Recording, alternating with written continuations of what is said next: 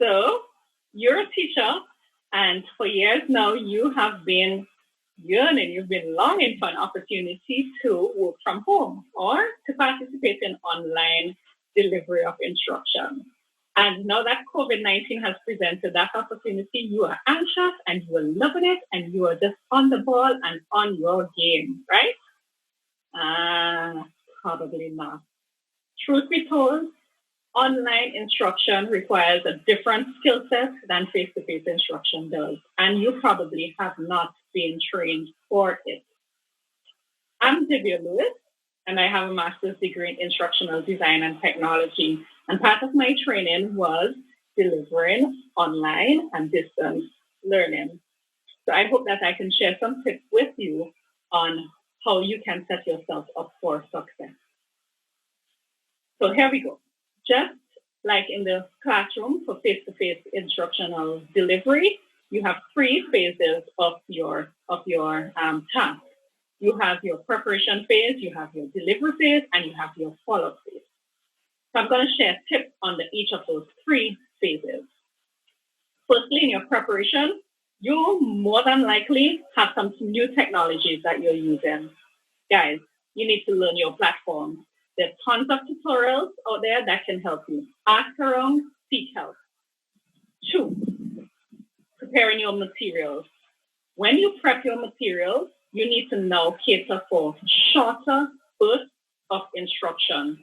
Rather than catering for instruction for 40 minutes or 80 minutes period, you need to break that up in bite-sized chunks for your learners. There are tons more distractions, and keeping students engaged online is much more difficult than face-to-face. So break your learning up in shorter bursts. Also, build a new routine for your children and do that beforehand. And present that new routine and be reminding them all throughout your classroom. Okay, it's now time for snacks. In 5 minutes, we will resume with our teaching and keep them to a routine. The children want to know what to look forward to. 3, you need to do some self-preparation. So of course, self-grooming is important because you want the students' attention to be kept, and you don't want to have any distractions that you yourself bring to the table. Also, you want to prep all your materials, set up a workstation, have your materials around you, easily accessible so you don't have to keep moving around during class time. Your background is key. Please eliminate distractions from your background.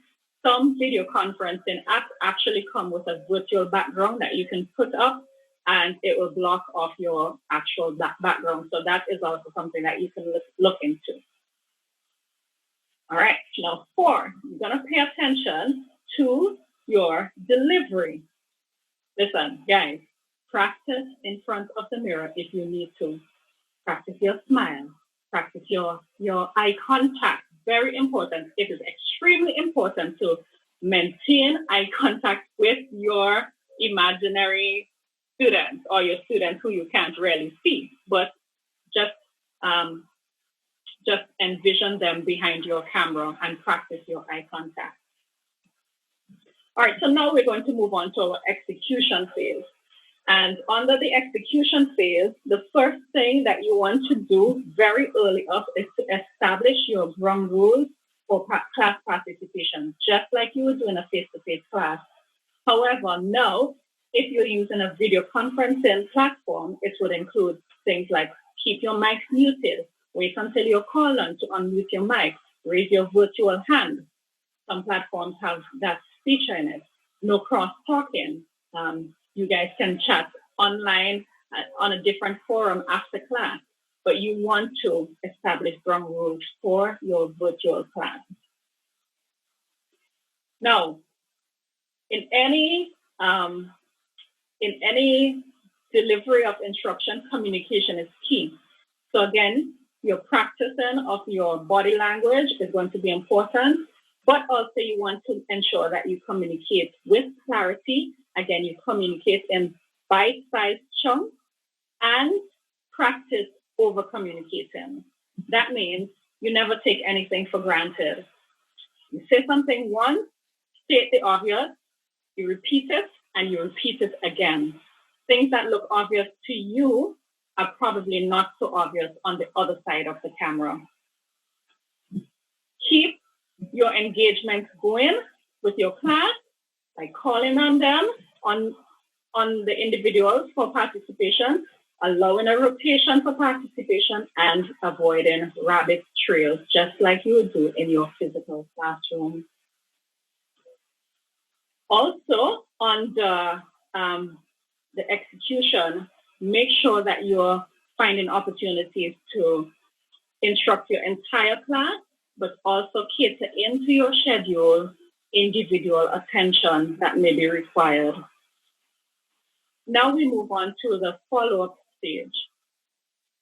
Keep a notebook on hand while you are delivering your online instruction, and make a note of the things that you need to research and follow up on and improve for the future. Act on those things as soon as possible so that you don't forget what the issue is. Check out all the tutorials that can help you along the way with that.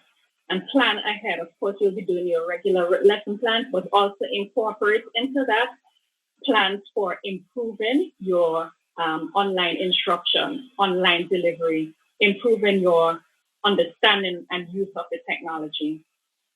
Then, very importantly, take care of your body.